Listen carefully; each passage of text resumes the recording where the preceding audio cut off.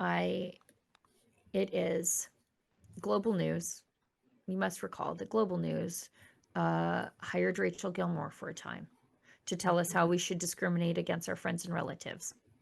Well, they haven't given up on being so cringy. Extremist influencers are weaponizing femininity, warns Canadian intelligence report. And look, I'm critical. I don't dislike Stuart Bell, and I guess at the end of the day, I should be more critical of the Canadian Intelligence Service that thought that this was a real thing. But women's workout routines, like this is from the article. Women's workout routines that devolve into anti-government rhetoric. Look, I'm training for the fall of civilization, and I blame the government for that. Like that is my workout routine. As Lise knows. Yeah. My fun is to lift up heavy things and put them back down. And put them down again. Yeah. And then run for the day that I have to run from something or to something so that I can get away from something or get something faster than everybody else. It's the fall of civilization. I'm ready for it now. We'll blame the government when it happens. But anyways, women's workout routines that devolve into anti-government rhetoric. It's like they're following me with a hidden camera. They're describing us, Sheila Gunn Reid. They are literally describing us right now because we had this makeup talk the other day. We literally talked about this just the other day because Sheila and I are both fans of like granny core stuff, like doing ultra lady-like things just for fun. Like this is how I am the first one to admit that I use my femininity as a weapon every day of my life. I can't remember the last time I didn't, to be completely honest. It's how I move through my life. And yes, I like making chocolate cupcakes, and then also ranting about the government in the middle, and then going back to doing, vacuuming or scrubbing the counters or doing whatever. But this is literally showing us, Sheila, how off the mark our intelligence agencies in Canada are. Because what they're actually saying is there is a bunch of women out there who have thoughts and opinions, and they're sharing them.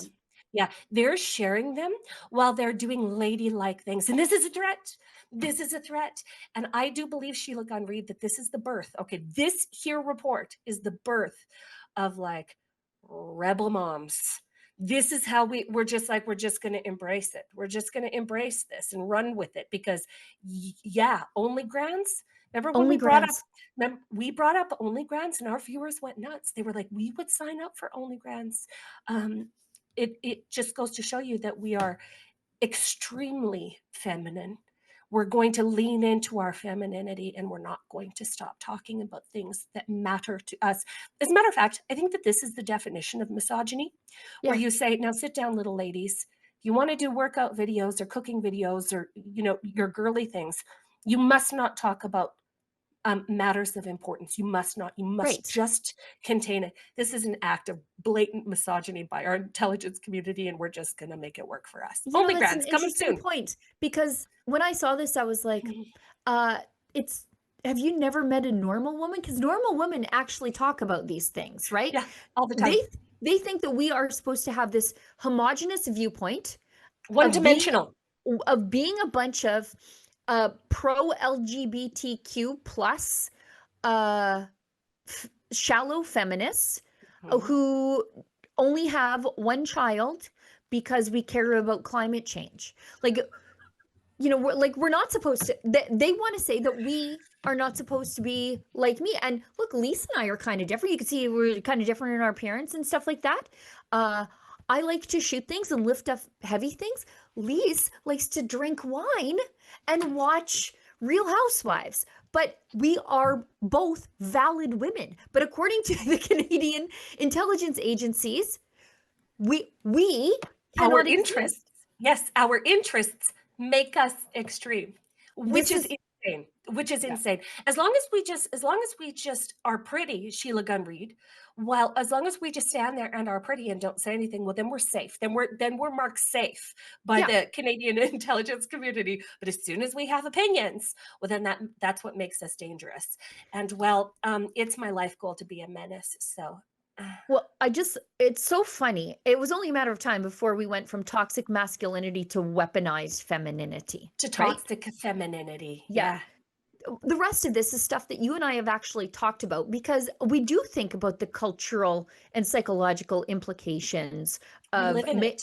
makeup tutorials that use Mhm. drag techniques like the heavy contour and so Oh, like these exaggerated drag features. I'm not doing that to my face. Maybe my we makeup won't look good, but I am not using the skills taught to us by men who costume us. I'm not we doing that. So that's we right, talked that about this. we talk about this actually so much, like in our Mm, personal relationship, and not abiding by the standards that the left sets for women.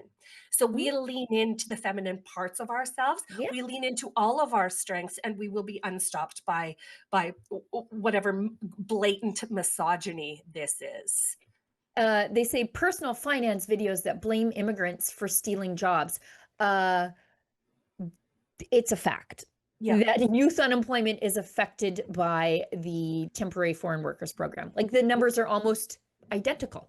yeah. What This they're is how saying. many kids are unemployed age 15 to 19, and this is how many people are in the country who shouldn't be. 1 in 5 jobs is done by a temporary foreign worker, and 1 in 5 young people are unemployed. Actually, it's more than that. It's closer to 1 in 4. And so, as mothers, we're not supposed to talk about that, I guess. No, no, like when you notice these things having a negative consequence to your life or to your children's lives or to your family, you must not talk about it because then, as per global news and Canadian intelligence, that makes you an extremist. Like it's wild. It's absolutely wild.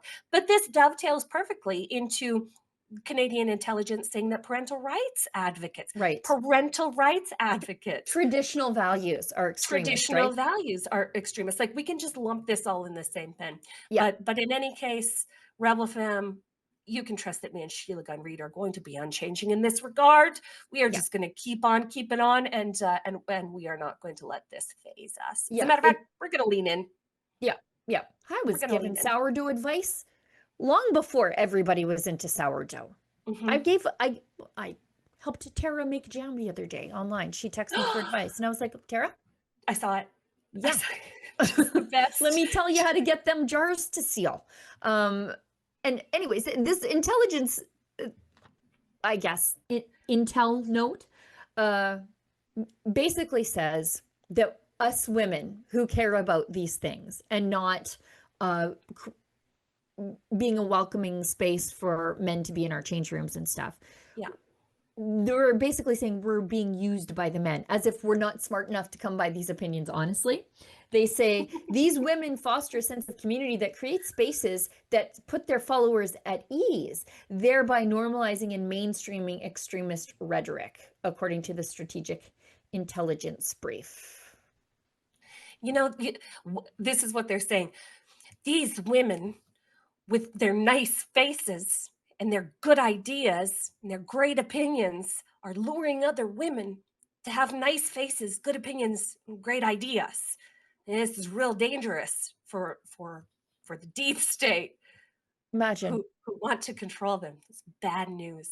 Bad news. So I'm imagine just gonna me, imagine me telling people I like to swing kettlebells. According to the Canadian Intelligence Services, I'm the problem, but the broad who just went to Syria and came back, she's just just incidental. She 100% ain't anything, a-okay. Sheila. 100% a-okay. Yeah. Oh, it's Yeah. wild. What a This is That's upside down world, cringe. and we're living through it, guys. We're living I through want it. to know how much that report cost. Let's find out. Some intelligence nerd in an office somewhere just watching hours and hours and hours of sourdough videos and gardening videos.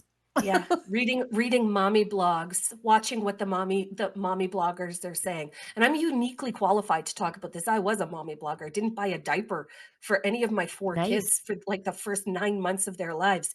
Blogs for every major company you can possibly think of, and they would describe me as an extremist. Yeah. Okay. Yeah. Okay. A garden. I'm You've gonna seen go. nothing yet. You've seen nothing yet. You wait. Just you Yeah. wait.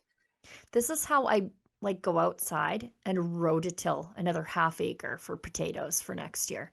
Mm, That's how this stuff radicalizes me. mm. I see this and I'm like, oh God, I got to learn how to live off the land a little bit more. Yeah. And like my generations of my family, like I live on the family farm. For those of you who don't know, my family broke this land with their backs in their hands in 1903. It fed generations of my family. All of this fed them. They didn't go to town for stuff, so they grew their food. And uh, that's I'm a radical because I put tomatoes in with my flower, like my pots of flowers, because I think, well, I that dirt I should be using to grow food too, because that's what my Yeah. grandma did. Yeah. That I'm a radical now. Yeah. This makes me want to say to my husband when he gets home from work tonight, hey, I was thinking that we should get some chickens. Yeah, this What is do how you you think get about me raising some chickens? My husband would laugh and laugh. I would say, no, it's a great idea.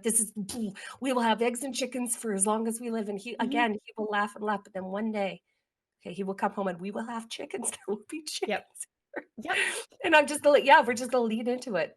I love this Yeah, for us. this is how I you love get this. more. This is how Yeah. I just, like I said, this is how I rototill up more yard for the garden, plant more tomatoes, do 20 dozen jars of pickles this year instead of just my standard 14 to 16. This is how you get more of that.